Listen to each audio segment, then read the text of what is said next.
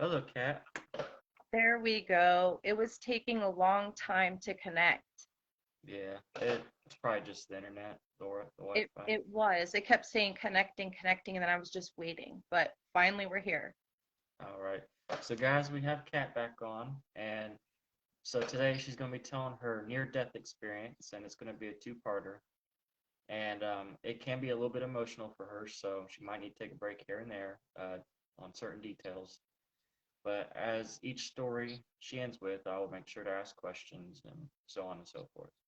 So, without further ado, Kat, would you like to get started and start Sure. with your first experience? I'm going to start with it was February 3rd, 2012. I was across the street from my apartment, but I was across the street at my best friend's house with my 8-year-old daughter at the time and my dog.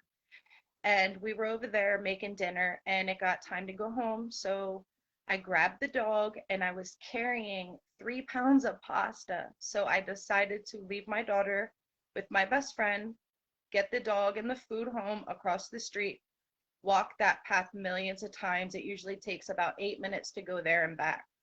So I get the dog and food over, and I'm getting ready to leave. And I remember shutting and locking the door, my dog standing up at the glass, and I kissed the glass. But I got to the road, and if you where I was standing on my side, there was a light you could see to your left and a stoplight to the right. So I would watch for each time when it turned red. I knew it was definitely safe. And this was about 7 in the evening. Um, but right out on that road where I was hit by the car, there was a lot of light. There was a cell phone business there, so you could see it was very well lit. There was a crosswalk. So I waited and I watched the one. It was a white van. It passed me, and it was going towards my left. And I was literally at the curb, stepping up the curb, when a drunk driver hit me at 50 miles per hour.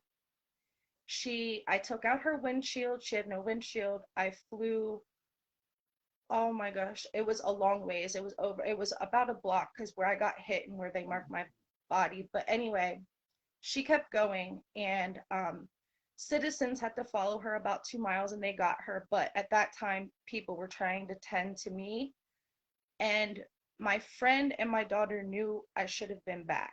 So they were getting ready to come out of the house, which they could see lights, which was the ambulance and the police and all that. So they knew something was wrong. But so I got hit by this car at 50 miles per hour by a drunk driver. And as soon as I got hit by the car, my mom, who had passed away in 1992, my mom was right there instantly. My father was right there. He was killed in 2000 from a drinking and driving accident. And my cousin Kira, who I grew up with as my little sister, she was there as well. She was killed in 2005 or 2006 by a drunk driver. But they and my biological mom, she was there. She was kind of in the back though. But so my mother, she I knew that it was her. It looked like her, and I knew instantly because of her accent, because she was from New Zealand, and we always used to laugh about the way she said things. But she was there holding, she was holding my hand. It wasn't I wasn't in a bright light. The way I can describe it is, it was weird. It was all dark except them. Like you could perfectly see them. Um, I could only like look forward. I couldn't look behind me, which that would play in later. But my mother told me that they had to bring me where I was because I was hurt really, really bad, and that I would be safe there until it was time for me to go back. But she talked to me. She talked about my children that she never got to meet because she passed away when I was 12. But she told me how she liked their names because I named them, both my girls, after her. Um, and she told me my purpose because at that time in my life before I got hit by the car, I wasn't. doing a lot of things I should have. I was drinking a lot, and that's what I was doing. But she told me my purpose. She let the others talk a little bit. She was more so like the leader. They let her talk. They all smiled. It was a feeling that you got when you were there. Um, my biological mom, she was standing in the back, like I said, but she talked to me, and it was good to see her that she was there because she had committed suicide a few years before my accident, and she asked me if I forgave her, which I did. Um, but it was good to see that she was there. And my little cousin talked to me, like she told me to tell my cousin, her brother Jason, a message because the three of us, me, Jason, and Kira, were raised together. I was the oldest. And Jason was having a very, very hard time with her getting killed. So I told him, eventually we'll get into that, but I told him the message. She told me what to tell him. But anyway, my mom was talking to me more, and she just held my hand. She kissed me and hugged me a lot. And eventually, she told me that it was time to go. And at that time, I could start hearing, it was like I could hear my family who was dead in front of me, but behind me, like I can describe it as like a back noise. Like Hmm. I could hear my children talking, I could hear them crying, I could hear them telling me to just wake up. Um, and eventually, my mother told me that I couldn't stay anymore where we were, or I wouldn't be able to come back. And she said it wasn't my time, that the reason I survived was because the love for my children over death, beat it. Um, it beat death. So she let go of my hand, but when she let go, it was kind of like a force. She didn't push me, but like when she let go, I was like pulled back, not fast or anything. I could still see her. I was crying really, really bad because I wanted to stay. I knew my kids wanted me. I knew I had a life behind me, but I wanted to stay. The feeling there was just so perfect. It was so much love. I just wanted to stay wherever I was. So once she let go of my hand, it felt like a few seconds. I woke up in a hospital bed to my kids holding my hands. They were happy I was waking up, but when I woke up, we had a lot more problems. First, when I got hit by that car, I was pronounced dead at the scene. I was covered with a sheet.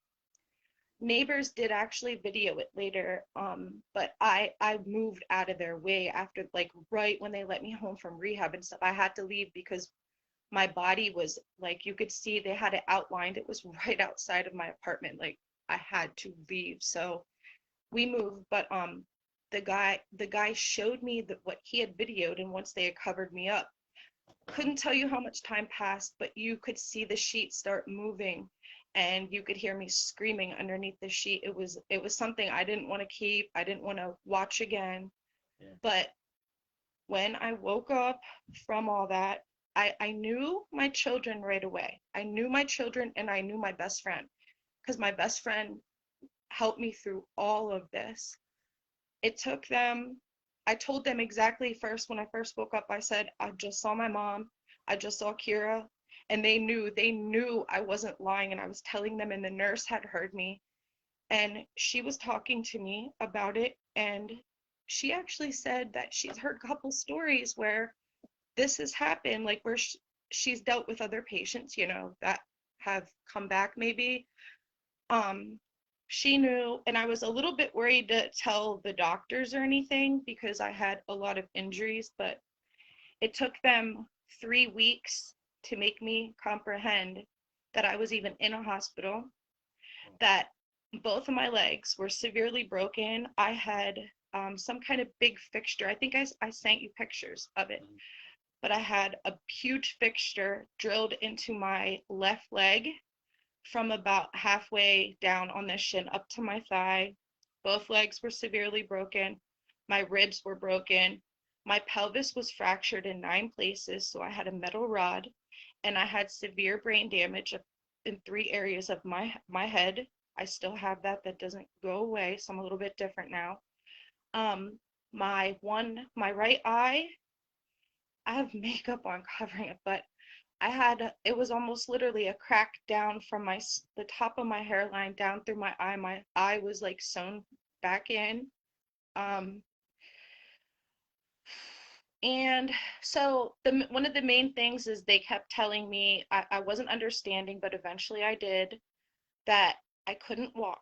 I wasn't ever going to walk again. That took a long time for that to sink in with me.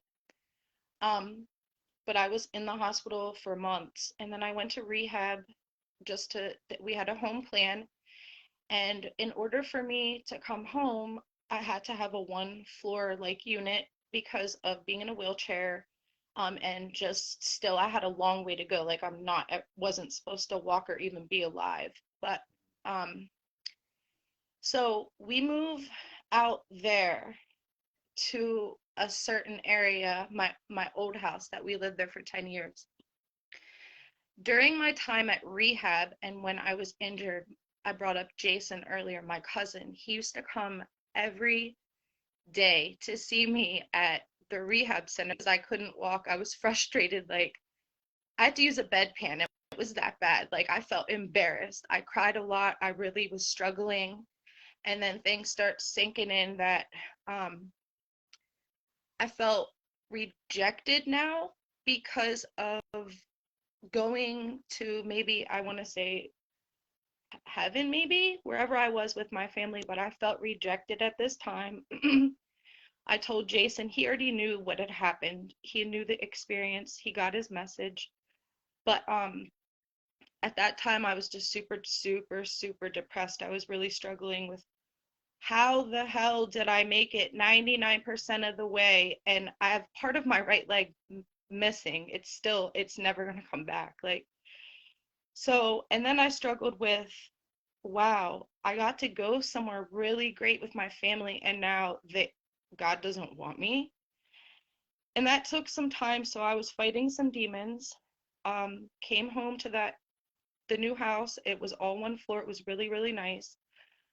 But I started really getting depressed, stuck in that wheelchair, not being able to do anything. I felt more of a burden. I was feeling sorry for myself. I was, because before that accident, I was very outdoors, like going outside. Like I still do now, but not like I used to.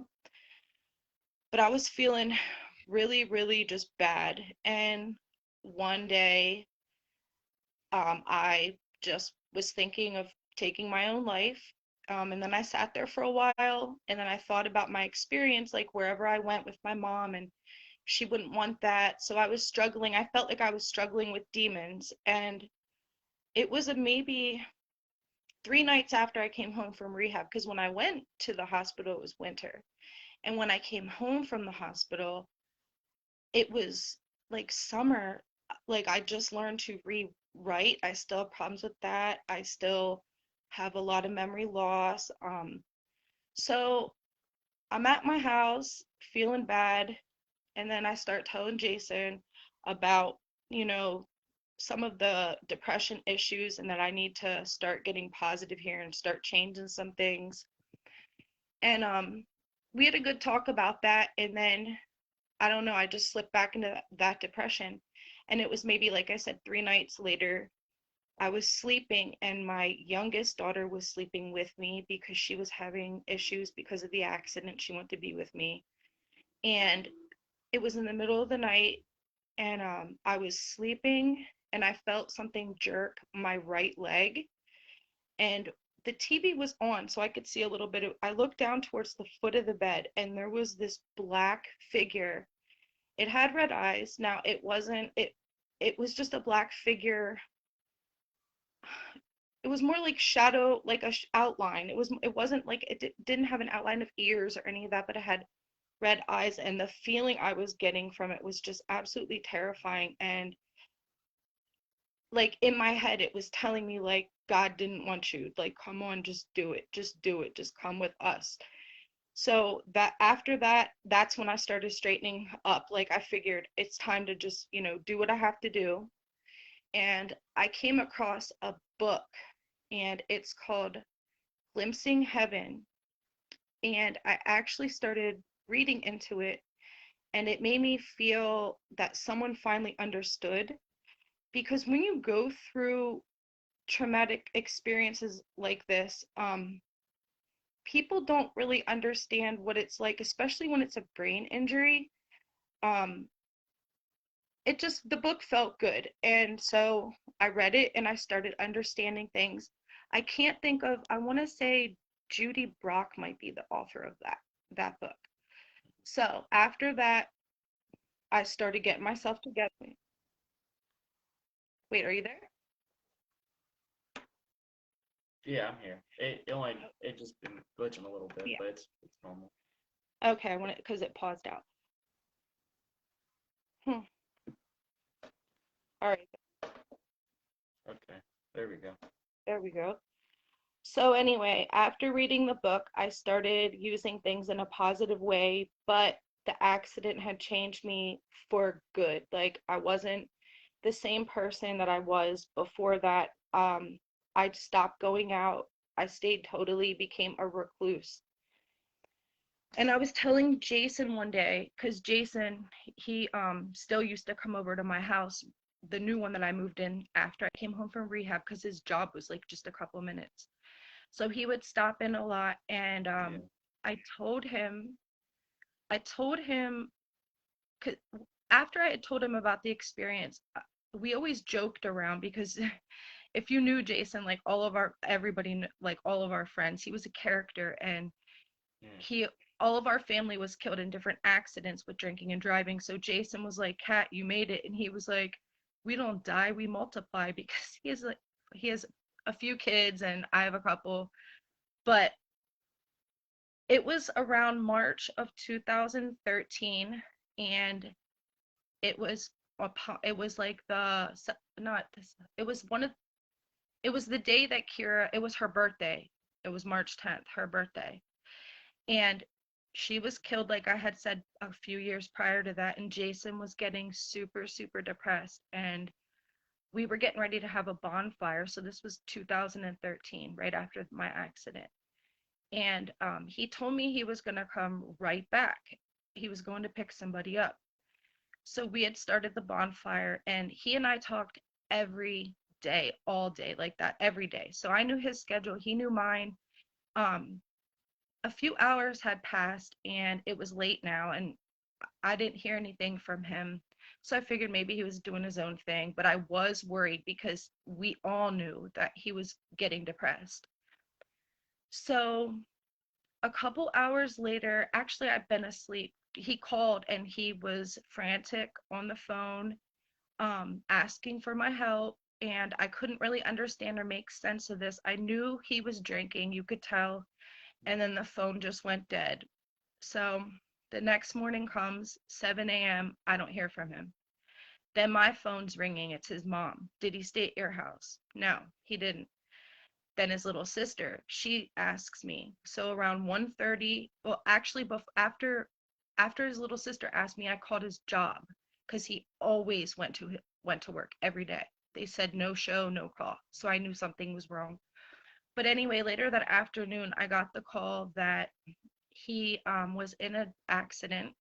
He was drinking. He went up the wrong side of the highway for over a mile, and he actually killed himself and someone else by accident, a total accident. So, when that happened, I really totally just lost it. I lost it. I became severely depressed because Jason, Kira, and I grew up together, and we were the three of us. If you saw all of us. And then after her death, me and him were still together, and now it was just me. And I kept hearing him say, "You're the lucky one, you're so lucky." And I just thought, like, why didn't he listen to me? So I struggled with that for a long, long time. I still struggle with it, just not as much. So Jason passes, and then that was that was in the summertime. So it's still 2013. Couple months later, um, He's already gone. It's just me living at the house with my kids, same house, same property.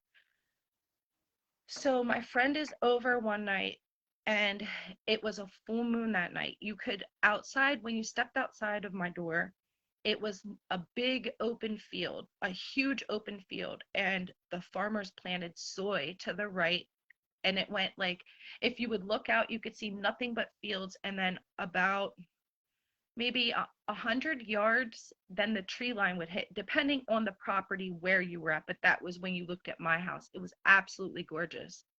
And our driveway, since we lived in the back of this ranch house, you had to come down this really crappy, rocky driveway that everybody would complain about.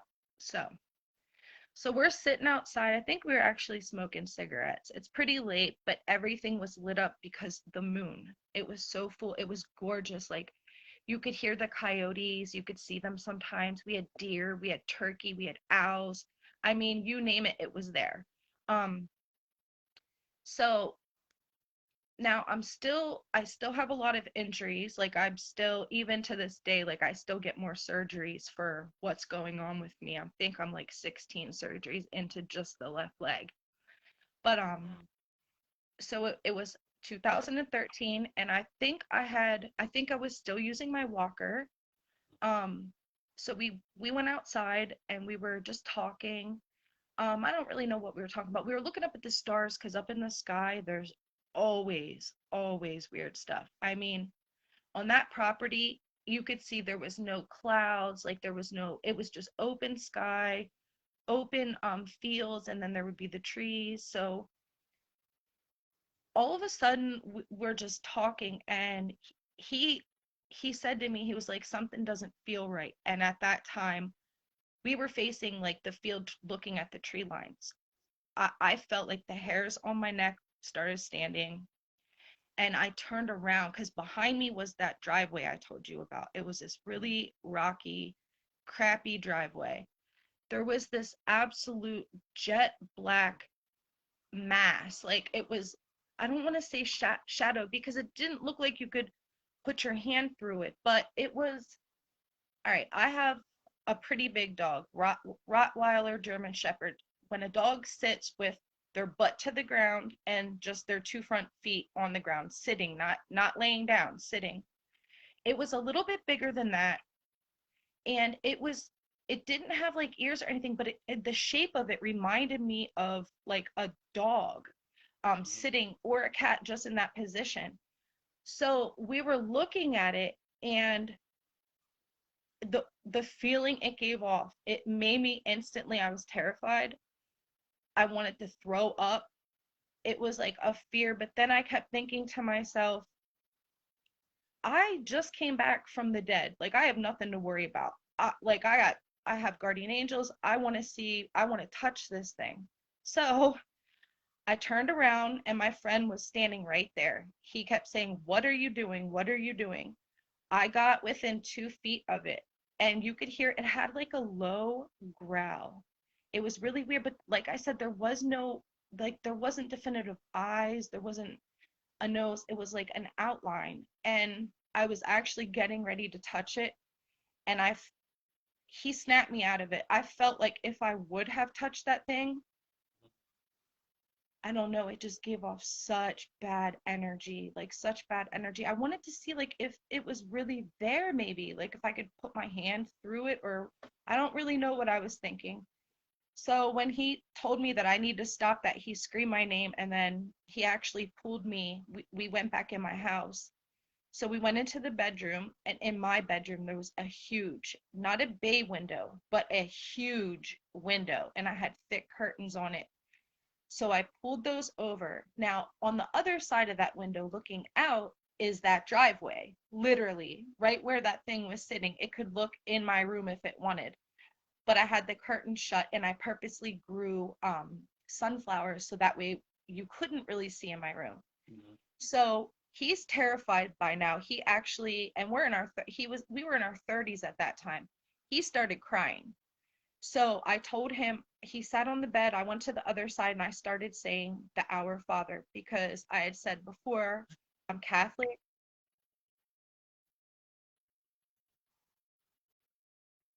Oh no, oh, there we go.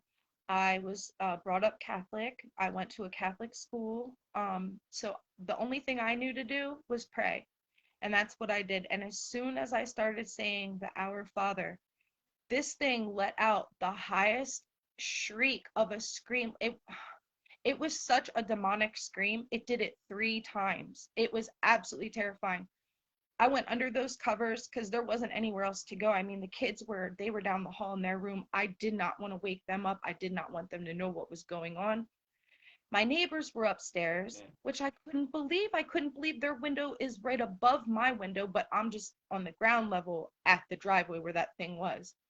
So it felt like it got really mad when I was started saying the Lord's Prayer, and I just kept repeating it, repeating it, repeating it. And finally we had passed out.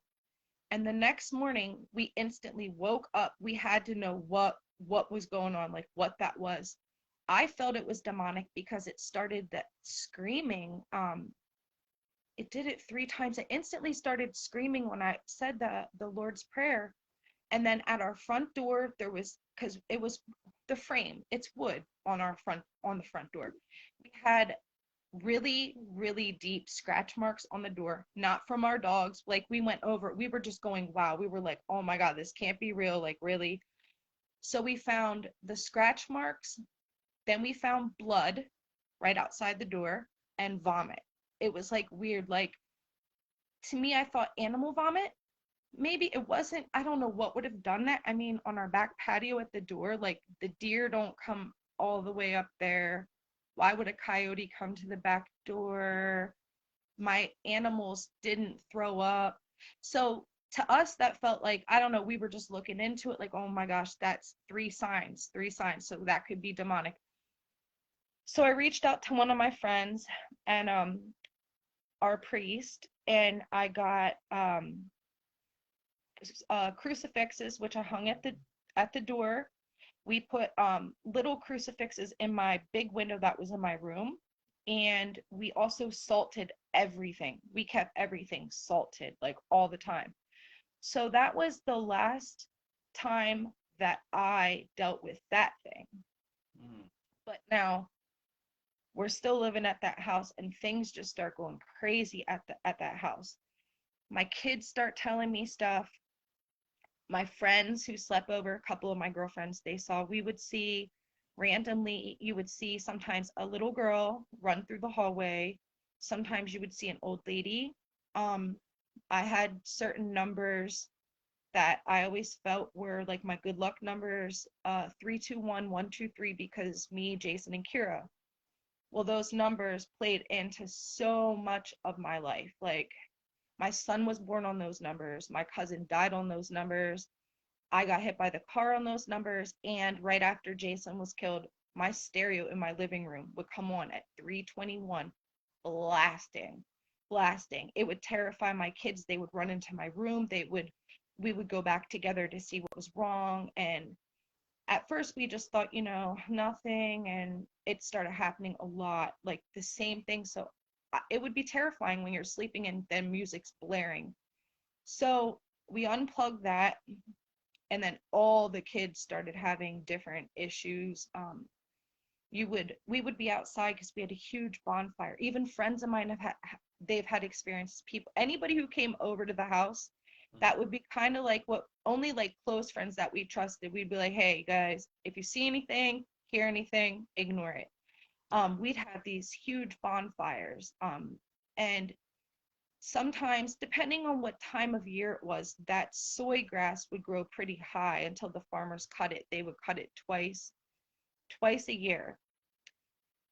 You would hear we would hear random this growling sometimes. I mean, growling that it would go through you. We would look to see, we knew that land. We would go through the grass. We would go deep into the woods. I mean, we knew this land, and we had different names for it.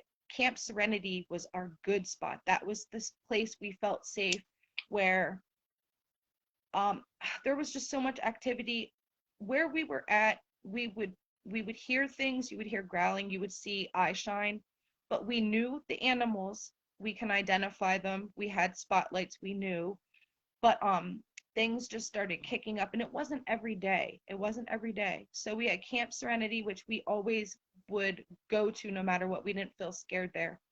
And then we had an area called that we always said the rake lives over there because of, and it, I wish I could just take you to this place. You would get the feeling. You would, my husband was in the woods with my brother and my son, and it was broad daylight. They were collecting more wood because we wanted to have another bonfire.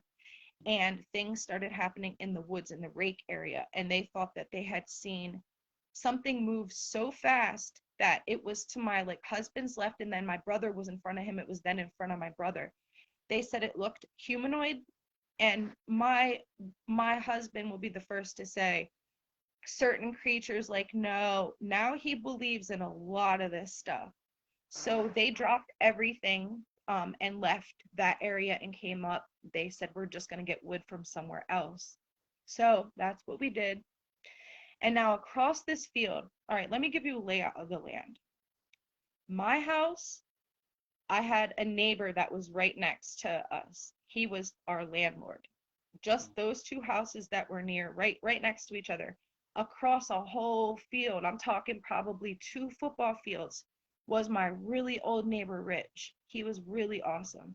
But on the when you would go up my driveway, there would be a field in front of you. There was, I'm talking nothing but fields and woods and creeks. So we would go over to our across it, but across all right, if you go up the driveway, you're crossing the road, you're going to enter a field, a huge field, trees, all that. But if you veer off to the right, we had a place that it was called the track because it used to be an old horse track where they actually raced horses. But our other landlord lived up in that house, and we were really good friends with them. So we used to walk it, not a problem. There was a couple of street lights. We'd always walk over instead of driving. We liked it. We'd see the deer, and I mean, you'd see all kinds of wildlife. So the one night I stayed behind, and my brother had gone over to our friend's house, and it was about probably 1:30. He decided he was gonna come home. So he's walking to our house, and he comes towards the area of the track, the old horse track, and there is a light there. So at this light, if you go straight up past the light, you're heading to the track. It's nothing but woods, overgrown, but it's still an old horse track. Mm-hmm. My brother froze because he saw underneath the streetlight, and I know my brother was, I saw him. He woke us up. He was absolutely terrified. He saw what he could only describe because we weren't looking into YouTube at this time. We just didn't really know. He said it looked all right. It was a humanoid. It was all its skin tone was like a grayish, not super gray, but grayish. But it looked like a person. But imagine, he said it didn't have hair, so it's basically all hairless, but gray. But I guess like a bald person. But anyway, imagine right now getting down on your hands and feet with your back arched and walking like that. He saw that walking under the light, and he said its head was looking around like it was maybe hunting. He was so terrified, he ran back to our friend's house and had our neighbor, our landlord, bring him home. The land the landlord, he was our age too. He knew some weird stuff was going on. He had experienced it. So my brother came in, he woke me up. He was shaking, trembling, and he was like, "Cat," because I had to take my daughter. Listen, when I had to take my kids to school, I had to walk on a country road with I think there's 2 lights out there, Yeah. almost a mile. Okay, almost a mile. There was no path, there was nowhere to go. It was pitch black. Like, now imagine, I used to have to tell the bus driver, they knew I would walk with a machete because there are coyotes out there. Like, there's stuff there. It was just so crazy. You were literally in the middle of the woods walking. And he was waking me up because he knew I had to go past the rake area, that area. And he said, there's something out there. It's gonna get you. He was just so scared. He described what it looked like. He stopped going out. It took us a long time because I believed him. We all believed him. Yeah. So we would have bonfires at our house, and now by this time we all started. I was home. I'm home all the time because of my accident. I'm disabled now. I can't do a lot of the stuff that I used to. But that was a blessing because I would be home with my kids all the time.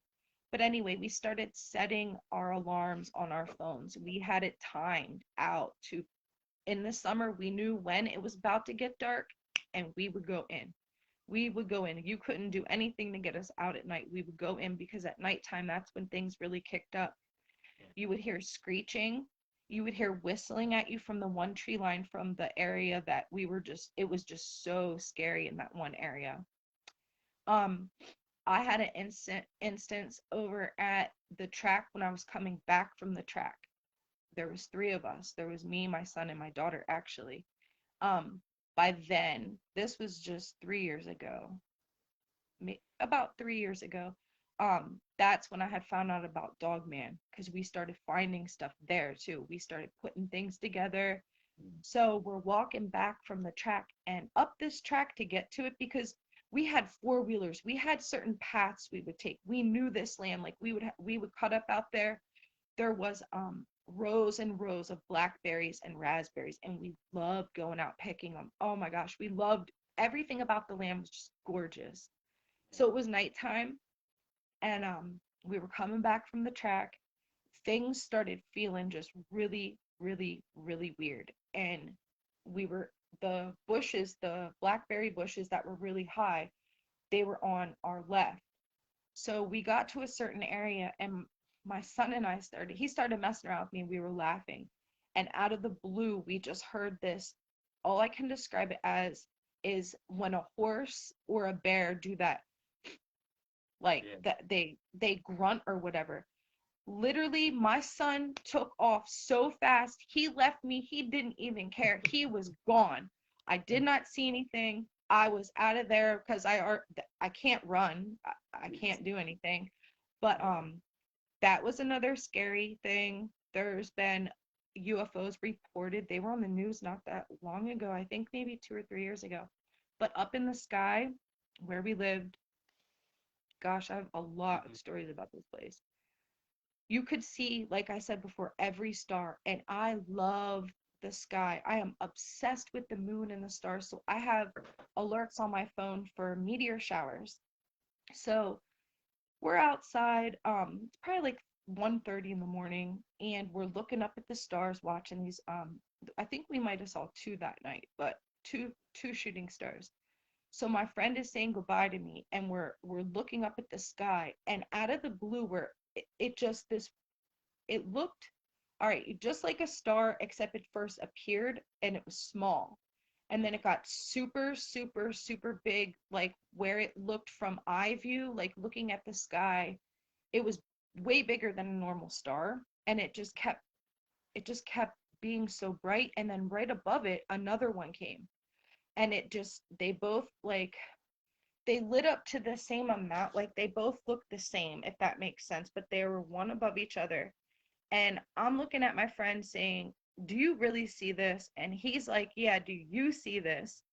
And we're watching it for about 30 seconds. And then they both just literally just go out. There was nothing no more. They didn't move. They just stayed in the same two. They were just two bright, bright stars. They didn't Yeah. move. Um, we saw that. There was actually, we'll see out it that way. We did live by, we weren't too far from the Gap, like Indiantown Gap. So we knew what to look for in the sky because you would see some weird stuff, but you had to know where to look with your eyes. Sometimes when they would do their drills, you could see like different colors. That's what we always told ourselves. But we used to see sometimes like a fire in the sky. It was really weird. It was always in the same spot. We've seen a lot of different color. It was almost like greenish, like green fog, like but it would light up, and I don't know, it was just really weird. It was green. We've seen a lot of like green, it was green lights, really, really odd green lights in the sky. Um, there has been a lot of stuff with the sky, a lot of ghost activity. I tried to do some research on that land because we Mhm. knew there was like a farmer. Oh, that's the other thing I forgot. On that land, back at the creek area, there was, it's still there, but we just moved, a huge black